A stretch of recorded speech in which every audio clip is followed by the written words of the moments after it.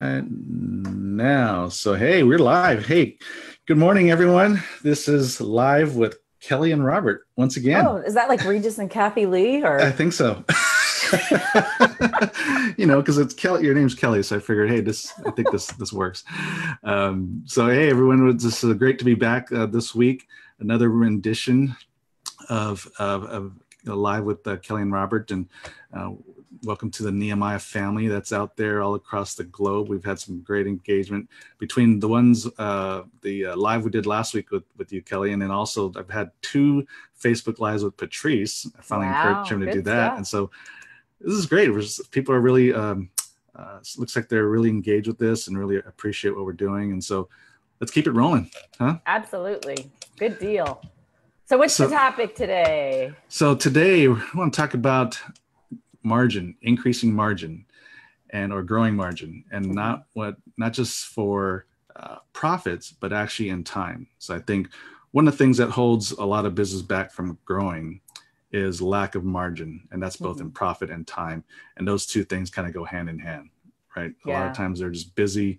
The owners are busy. They're kind of stretched thin. The staff the same way. They're stretched thin because they don't have enough money to invest into maybe more administrative help or more production help or more just help in general to Mhm. relieve the pressure so that they can increase the capacity of what they all do.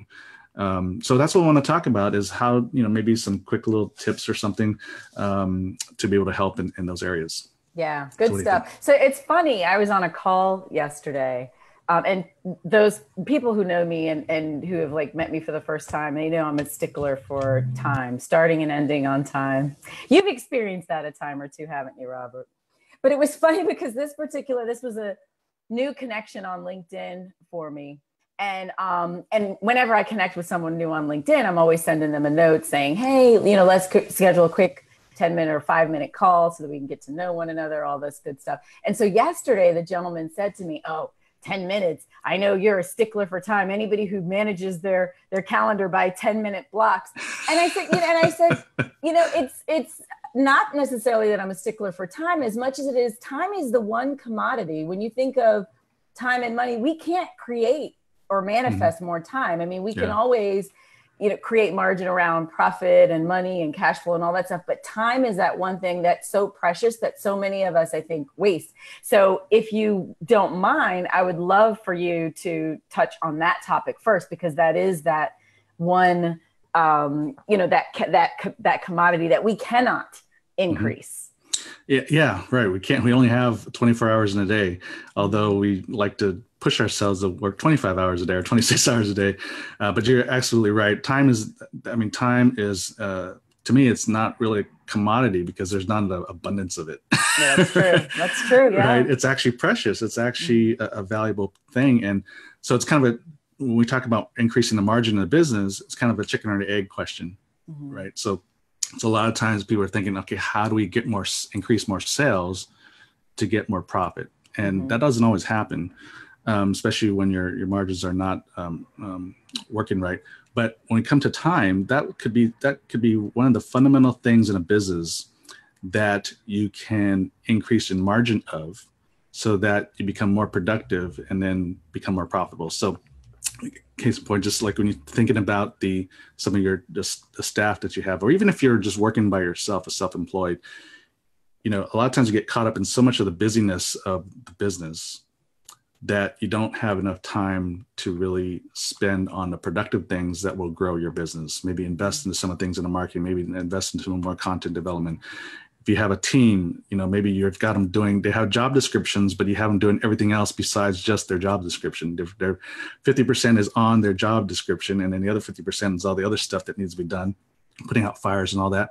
Well, what if you figure out sometimes you just have to bite the bullet and say, either you hire an administrator or something to relieve the pressure of a lot of day-to-day stuff that we shouldn't have to be dealing with. It's so that we can spend our time on the productive things, maybe Mm-hmm. more sales, or maybe increase, being able to service more customers, or being able to produce more, um, or just say, hey, there's certain things that are we just have to put aside so that we can focus on the productive things, because the productive things are always the ones we put aside. The most important things in our business are actually the things that we actually put aside, and we feel it's more important to deal with the day-to-day stuff, which they are important, but at a certain point you just got to bite the bullet and say, hey, maybe we just got to put this stuff aside so we can focus on the productive things that will increase our margin. So that's where you increase your margin of time, is you just got to figure out how to delegate and really say, what are the things we just got to sacrifice for now so we can focus on the future, and then increase our production capacity.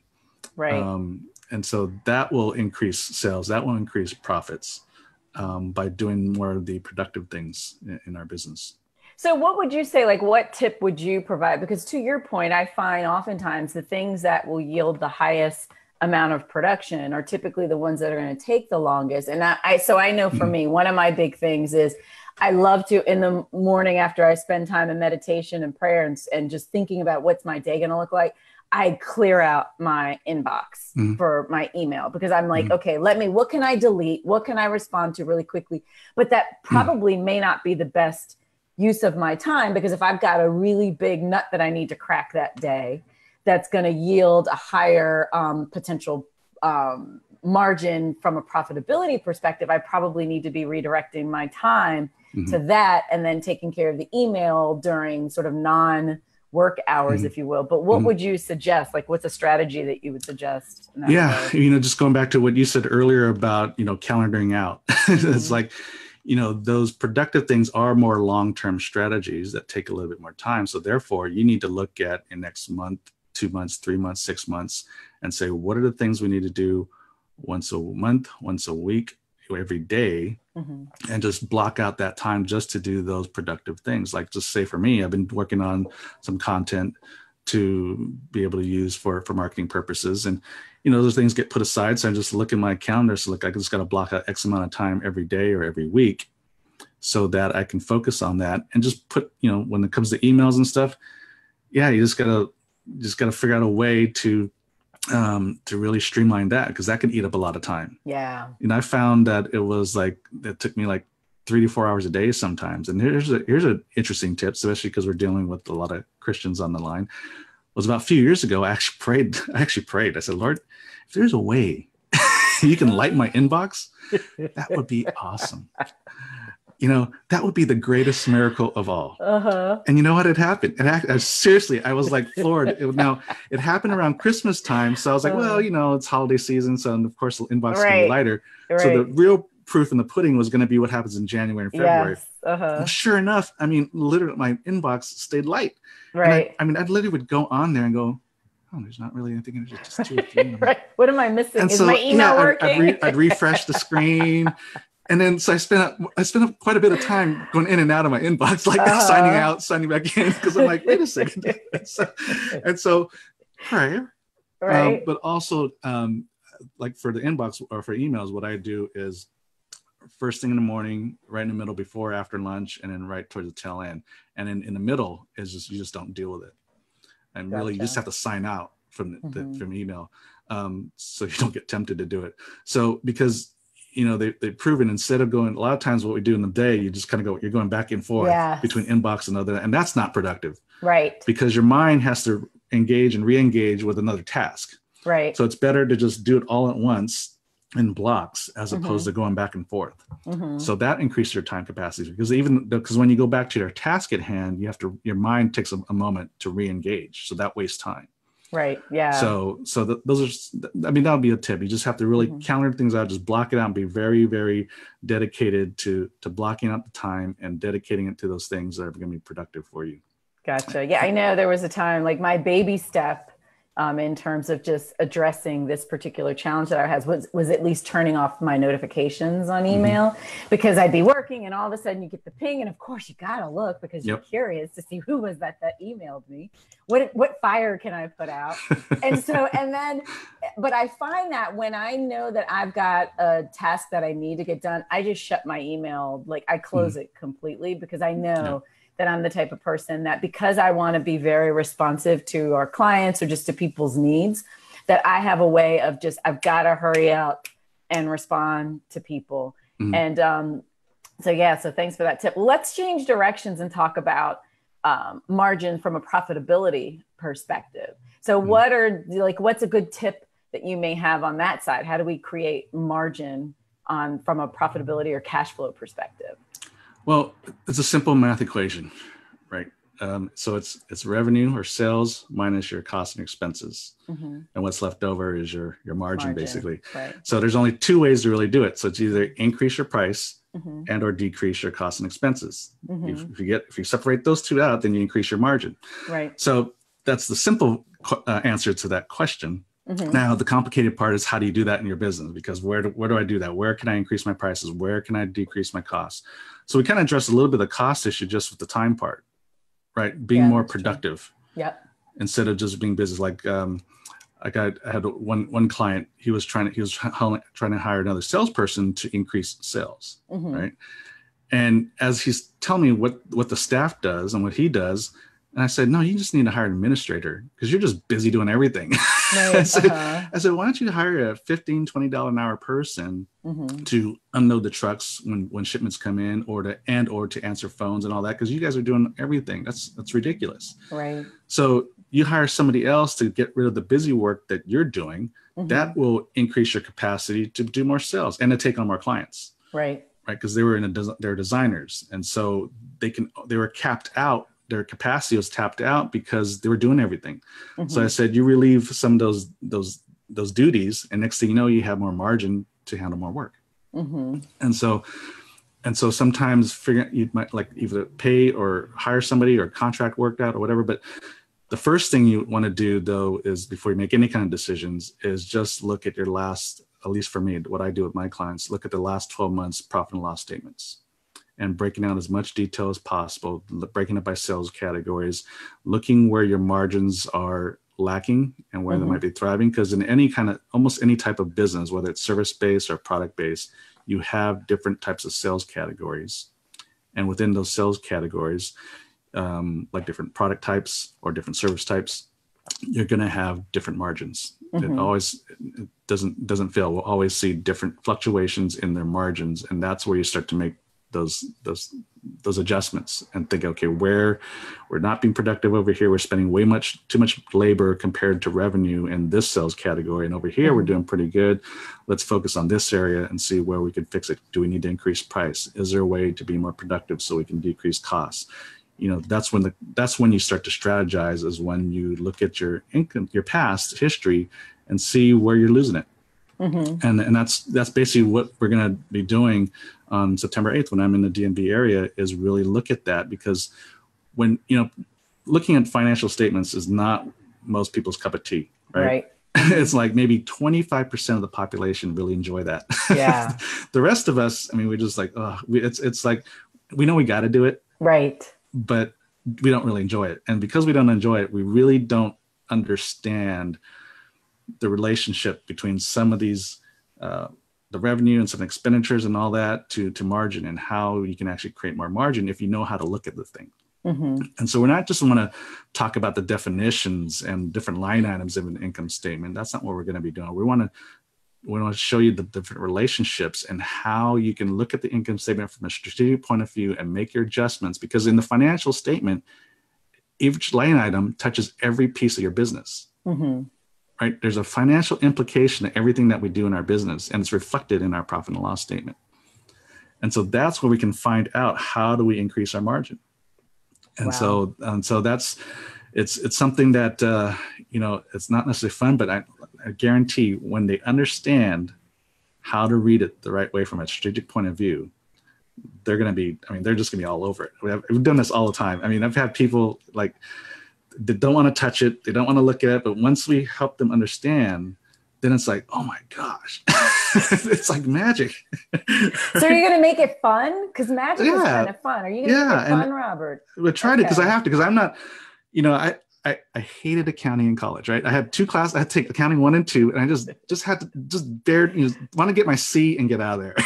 Right. But when my mentor of mine was walking me through this, and I was like, oh, wow.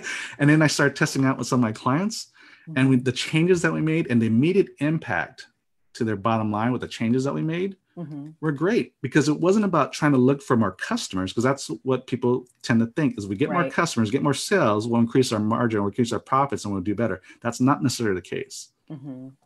So what we're doing is looking at how we can increase our margin now without increasing customers. And so the increase in your profitability is going to be immediate, because it's not about changing our marketing strategy per se, although there was going to be some changes and we'll touch on that, but it's nothing that you have to do differently on a day-to-day, except for how you look at your business and how you manage your business. And so that's kind of what we're going to tackle on the 8th. Beautiful. And what you shared is really, hopefully the folks that are listening in really have connected what you shared with what we talked about in terms of on the time side with margin, because to your point, so often we do feel like it means, okay, we want to increase our margin, we got to go out and get more customers. Well, that is then, that's the time piece, right? And if we feel like we don't have the margin on time, then it's like, well, I don't have time to get more customers.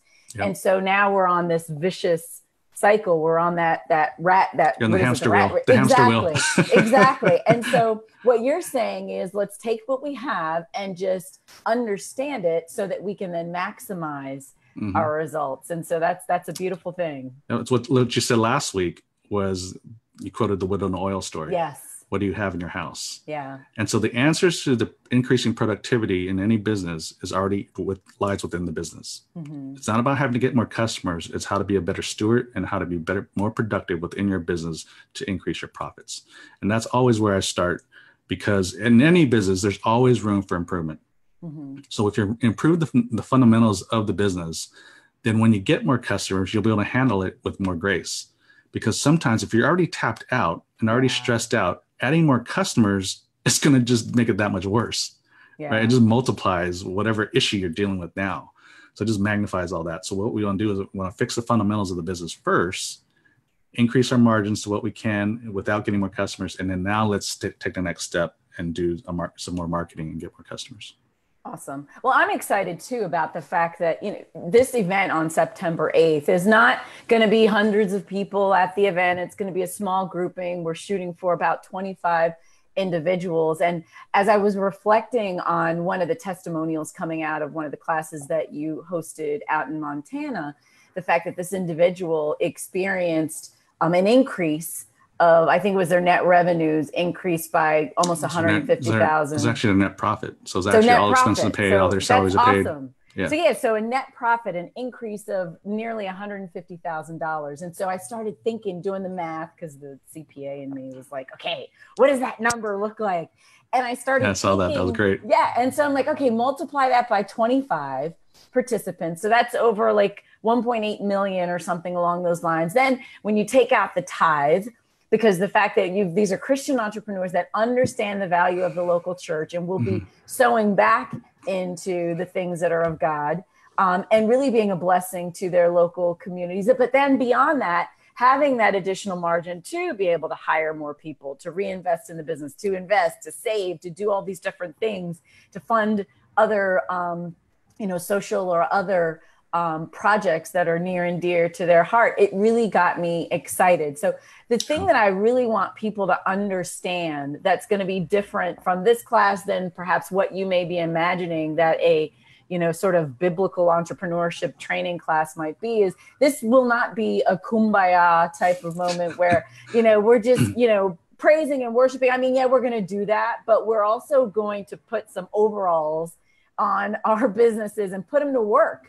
Right. And really, in a very practical way, take strategies that you, Robert, are going to be sharing with us to really move the needle on our businesses so that we can have and experience that transformational impact. So I am so excited that we're going to be hosting you, and I'm excited for next week's topic. I don't know if you have anything else that you want to share before you sort of give us a preview. No, just saying, that example, that testimony we put on there, and that's not a one-time thing. And this wasn't a very large business. I mean, it was doing maybe $1 million in revenue, but it had a net increase of almost $150,000 in net. So that's like that in itself is 15% of revenue, which is very healthy. So a lot of businesses don't make a net profit of more than 5% of net revenue. And so, and this is pretty typical because it's all about improving, the fundamentals. So, even had I've had one of our recent clients too. They're doing about $6 million in revenue, but lost money. And so we did a turnaround of about $1.4 million to get them from a negative to a positive.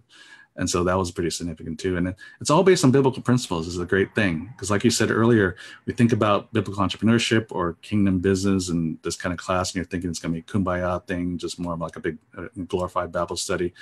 But no, when you get to know me, you know that I'm very highly practical. I said, how does this apply to our business? And so it's incredible how biblical principles will make a significant impact in your business in multiple ways. So we talk about the multiple bottom line. So it's not just about profit, but it's about people and the planet and what we do, that's going to make an impact in eternity. And even for those that are listening that aren't, close to the DMV area, I mean, we'll just even click on the link, to Nehemiah's site. It'll take you to the experience on the September 8th, but also there are online versions of this that we've done that I just completed with Patrice. And there's some in Portland and Orlando as well. So and if you don't see something around, just, hey, give us a call and say, hey, can you bring it to our town? I mean, that's what happened.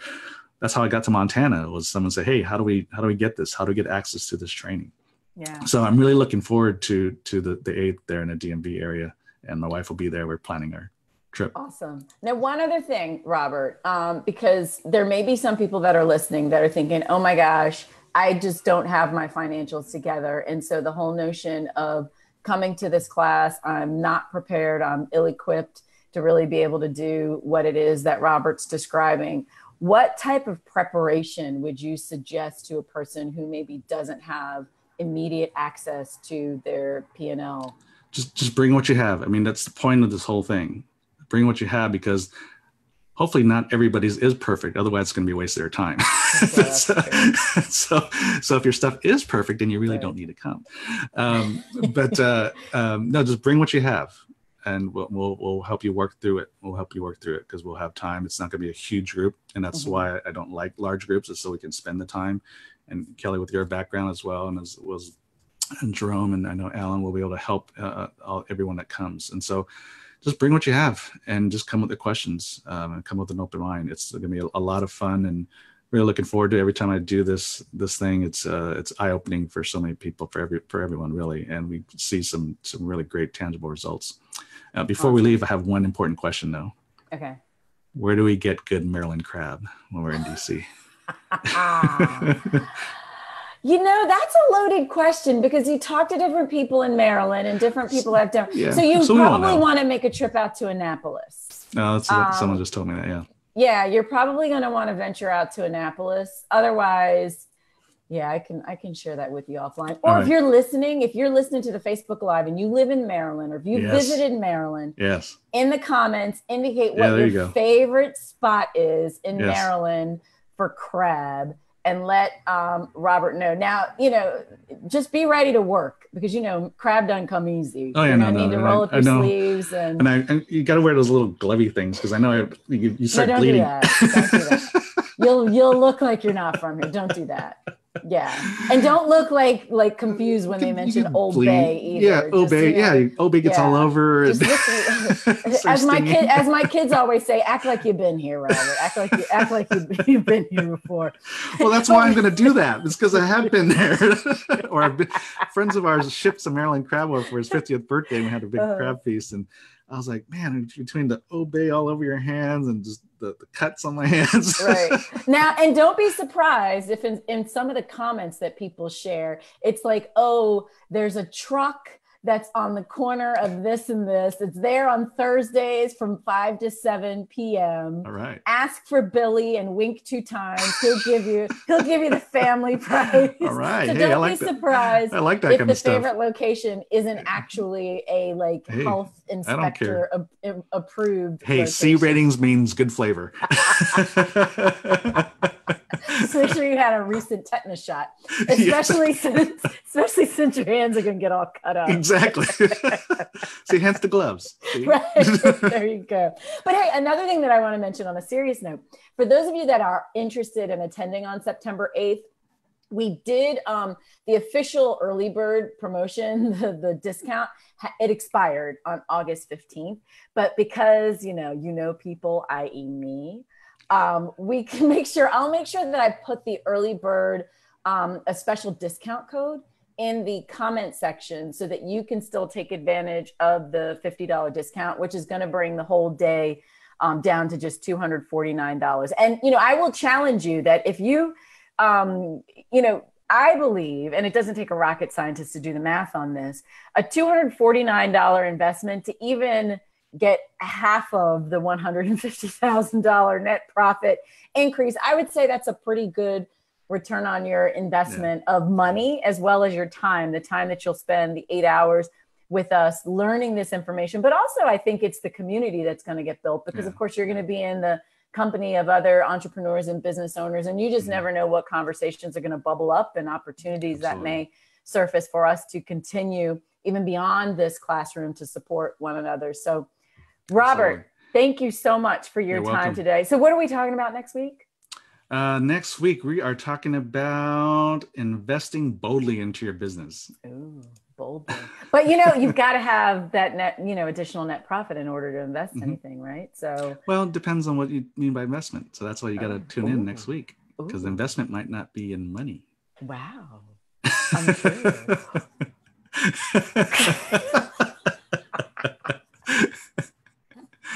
Oh man, a lot of fun, Kelly. Thanks again. Yes, always, always, my friend. Have an awesome day. Go get your avocado toast. Okay. What's that? Oh, come on, Mr. California. I know. Hey, Nehemiah family, it's great to see you again. And stop in next week, man. We're going to have a lot of fun. Absolutely. Have a great day, guys. All right. Bless you guys. God bless. Bye-bye.